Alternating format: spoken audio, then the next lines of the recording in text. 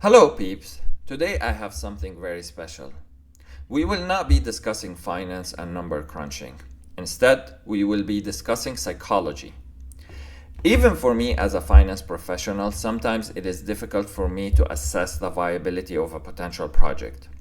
I rely more on subtle and hidden cues to understand the message behind the message. In my next series, I will be discussing the tell signs for good and bad projects. In the first video, I will be presenting 8 signs for a bad project. My name is Yasser Al-Dahoud and I hope you enjoy this video. Bad sign number 1. Too many cold calls. Hidden gems are sold out quickly, with no need for a massive marketing campaign. If all of a sudden you are receiving tens and tens of calls from recently converted credit card salesmen, all avoiding discussing project specific and only want you to come to such and such event to meet their senior agent, take this as a major red flag. These agents are playing the numbers game. The more darts they throw, the more likely they will hit. They either have been yelled at the night before for not selling the project, or they are incentivized with an inflated commission. Good projects are only kept for their special buyers. Bad sign number 2. Up the wazoo advertisements. Let me tell you a short story. One day I was traveling abroad. I got into a taxi that is covered by ads of this new project. The roads on my way to the airport were also covered by billboards of this same project. Even the buses and the bus stations all had the same ad. This ad even kept popping up on my social media while in the taxi. I reached the airport and yet more ads all the way to the gate. I finally land in a completely different country. And you guessed it. Yes, more ads. Then it all dawned on me. Who is really paying for these ads? It's not the developer. If a developer is spending 10 to 15% of the project budget on advertisements, they are passing this cost through to someone else. You are paying for unnecessary costs that add zero value to your ultimate investment. Bad sign number 3. We don't have stock. This one is more difficult to sense because it is normal for good projects to not have availability, and it might be difficult to actually secure a unit. Also, for the last few years, with all the real estate hype, I have yet to come across a project which did not sell out in day one. But good projects really sell out quickly. Meanwhile, less than ideal projects, they will only officially launch once they have collected more interest than the available units. This technique is used as a distraction, so you are not talking numbers and which unit you should get. Instead, they want to switch the conversation to rush you into making a decision before it's too late. There are a couple of ways to spot the fake ones. A. They will keep postponing the launch date if they have not collected enough interest. Or B. Pretend to be more interested in their other project that was launched last year. And if they tell you, oh, let me see if we have defaulters, it might be just your lucky day, take this as a bad sign and run as fast as you can. Bad sign number 4. Only international buyers. UAE residents are much more in tuned into the market. They know which locations are more desired. They are also more familiar with the standard of projects and what is the quality expected. But if you go to a project event and all you see are agents buying for their investors abroad, take this as a warning sign. Developers with less than desired projects target international buyers because they only have to sell them the flashy Dubai model. These buyers are less likely to compare with other projects that are better bang for their bucks. Also, from an agent's perspective, there is so much hassle and admin work goes around when buying a unit. And time is of the essence in securing a unit on the launch date. An agent prefers to keep their hot projects for their local buyers who can execute quickly and defer those less desired projects for their international ones.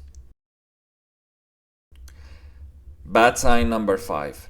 Discounts for special buyers. When a developer launches a project with multiple phases, phase 2 has to be at least 5% higher than phase 1. Phase 3 has to be even higher than phase 2. This is so important so those who bought in the early phases can feel they have got a bargain. If phase 4 is priced same as phase 1 2 years later, it is a signal that the project was overpriced initially. To get around this, developers who are struggling to increase prices on future phases will want to portray this as a special offer that is only available to a particular segment.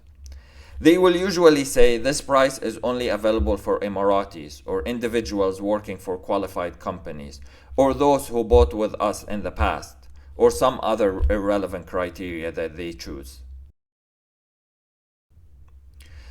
Bad sign number 6. Super easy payment plan. Let me ask you a question. If you are a real estate developer, who would you want as your target market? The financially well-off who will not have an issue honoring the large lump sum payments? Or would you want buyers with high risk of default? If the payment plan is made so easy that the average young couple can afford it with their below than middle income salaries, realize immediately that you are not dealing with a real estate developer. Instead, you are dealing with a financial institution that is charging you interest. Typically, the selling point for these projects shift away from price per square footage to you only have to pay 5,000 dirhams a month, and the post handover will be paid from rent. These developers are charging you premium for interest for financing the higher risk buyer category. If there is one thing I'm confident of, the effective interest rate on these projects is much higher than what you would have paid with a normal mortgage. A similar red flag if the developer is willing to shave 30 to 40% of the price if you pay full in cash. This 30 to 40% are the finance cost. Trust me, I try this every time. Good developers will not hinge an inch from the original price, even if I offer to pay the full amount upfront in cash. Bad sign number 7. Branded projects. A Range Rover or a BMW logo is very important to me when I'm looking to buy a car. But it makes no difference to me when trying to go to bed at night if I have a Kia or a Maserati logo stuck on my pillow or my kitchen table. Good developers with good products build their brands over many years of delivering proven and reliable projects. They don't need some hard-to-pronounce French-sounding luxury brand to upsell their projects. Branded projects mean you are paying a premium to some third party that will not enhance the view, increase the square footage, or fix the plumbing in your unit. Bad sign number 8. Too many amenities. If the developer is presenting their amenities in what looks like a restaurant menu with small fonts, this is usually not a good starting point. If I want to eat sushi, I will go to a Japanese restaurant. I will never eat sushi in a restaurant that is also making pasta, shawarma, and biryani in the same kitchen. That Marvel cinema is only there to fill unsellable square footage next to the garbage chute.